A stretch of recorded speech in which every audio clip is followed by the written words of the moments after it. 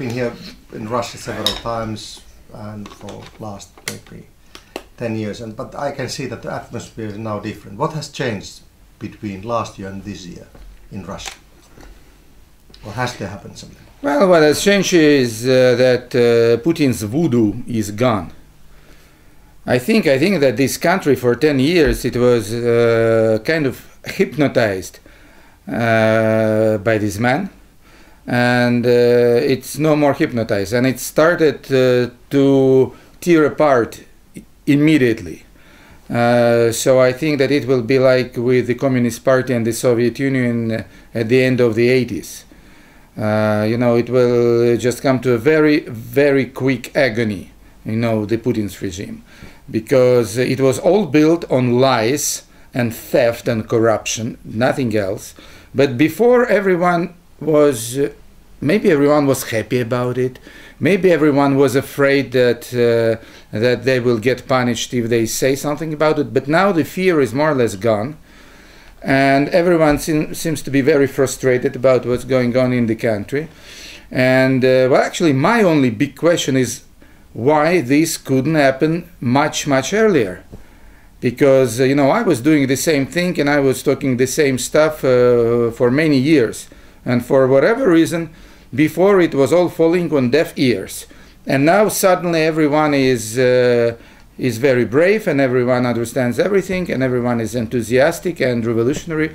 You know, it's very nice. You know, I really like it. Even if it's trend, even if it's fashion, and it's definitely, there's something fashionable in it for the young people especially, but I think it's a very good fashion.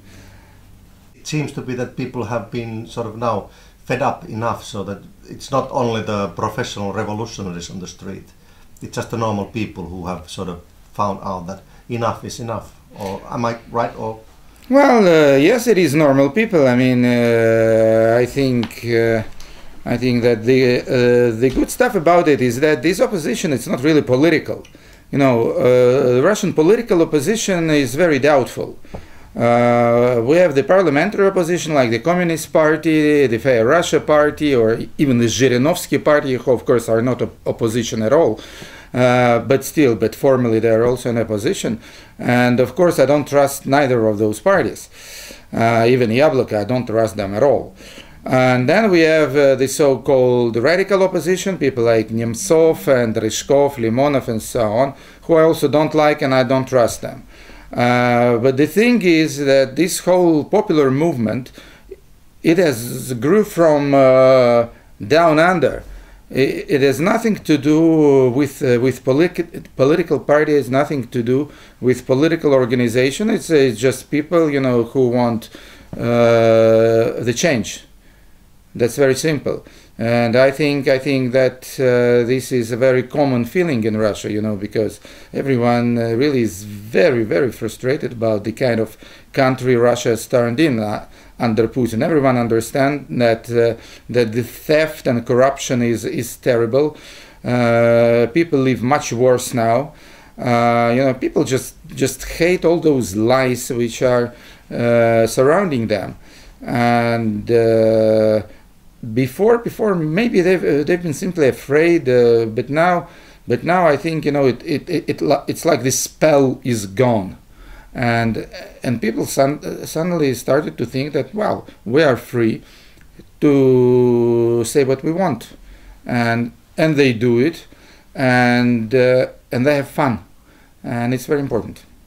So we'll see what happens on the meeting on the 24th, but I'm sure that it will be a great party, and also I'm sure that all those talks about that there will be violence, there will be, you know, rivers of blood and so on. I think this is just a panic. This is very exaggerated, simply because even the police in this country is fed up with what's going on.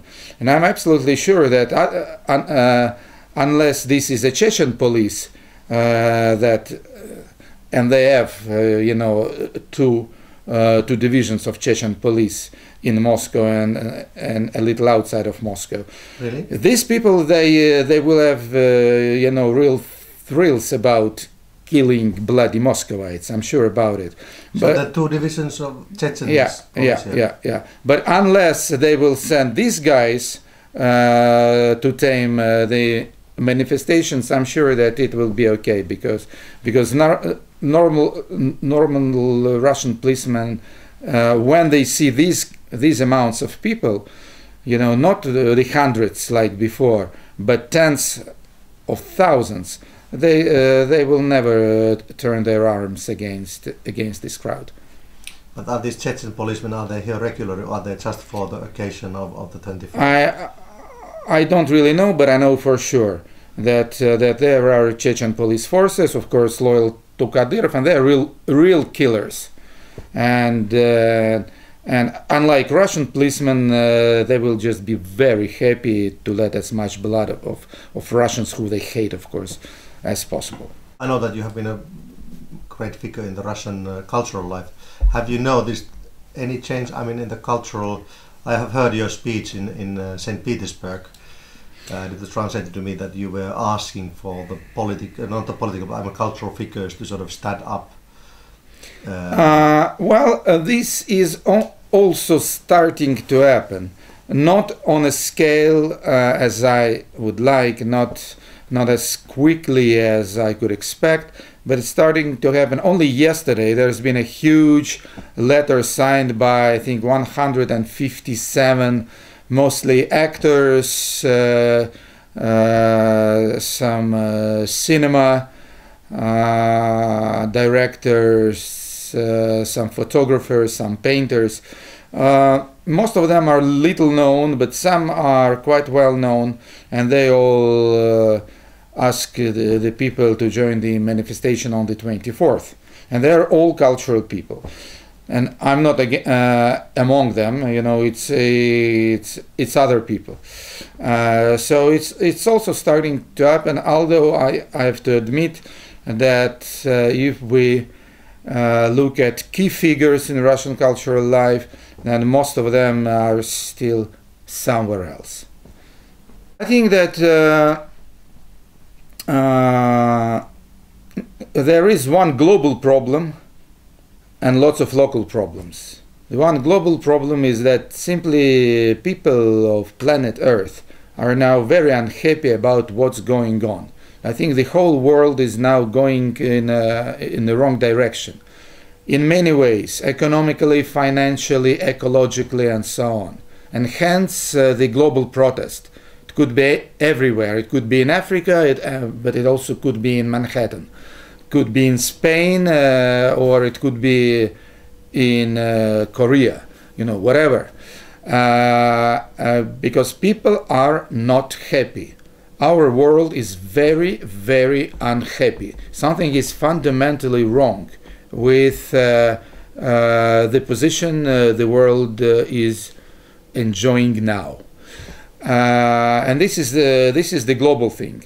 But in Russia, of course, apart from the global thing, which is also present here, of course, economically, ecologically, and so on, we also have our little local agenda. The local agenda, of course, is Putin, is theft, corruption, dishonesty, and so on.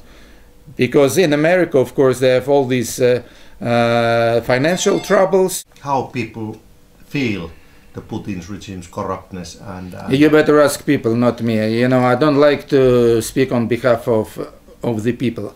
I try to be as much outside of the state as possible. We have escaped from Moscow. We now live in a village, and we try to be as little in touch with the Russian establishment as possible. I think that other people, they live much worse life than I do. I'm fine. I'm middle class. I'm independent. I'm freelance. It's not that I work, for the government. It's not that I work for some thieves and corruptioneers and so on. I mean, I have very little in common with all this. So I don't want to put other people's thoughts in, you know, in my mouth. So what would be your hope? I mean, I understand that you are sort of unpolitical, you are not supporting, or you have stated, none of the sort of oppositional parties, and I mean that this outrage that people are showing now in the demonstration, it's not sort of organized into sort of political movement that would be like a political party, oppositional party, uniting the people, the hundreds of thousands of people who are on the streets in Russia. But what would you think that would be the sort of outcome of this uprising of people that they show? That what could be the Well, I think there's a lot of scenarios. There's millions of speculations about this because the situation is very uncertain. Could be anything. I think you know, the kind of the most logical thing would be that Putin steps down, but gets himself guarantees of security. So he takes his girlfriend and his kid to Sardinia and lives there alongside Berlusconi, enjoys his billions and his family lives, and that's it. And someone who will be his successor, maybe someone like Prokhorov. It definitely will not be Medvedev because he is finished. Someone like Prokhorov or Kudrin or whoever, someone you know, will just guarantee that he is not put in jail for everything he's done. I think this is you know, this could be the best scenario for Putin, because the worst case scenarios, of course, is violence, and I'm sure that Putin will be swept away soon, but in which way it will happen, I have no idea. I personally am for I think a more radical scenario. I mean, I really would like that someone like Alexei Navalny becomes a president, and he has really a chance, you know, to be the new real people's leader, and then it will be you know, what I think is good. But most probably there will be some kind of compromise. I just hope that Putin will not be stupid enough to go for elections, and of course then he will be elected, and of course there will be terrible violations, and then we really could have the bloodshed scenario. I can tell you honestly, I don't give a shit about Russian political parties, and I don't give a shit about Russian parliament. I think that these institutions of so-called democracy, they simply, well, they may work in this country, maybe, not in my lifetime, because all the political parties that we have here in Russia, they are all like the Communist Party of the Soviet Union with different agendas. You know, none of those parties are really interesting. None of those parties are really convincing. They all see their activities as a way to make money and make careers. That's it. You know, I don't know acting politicians in this country who I personally trust. Not a single one. Yes. So I put my belief in the people, in the civil society, but not in the political party system.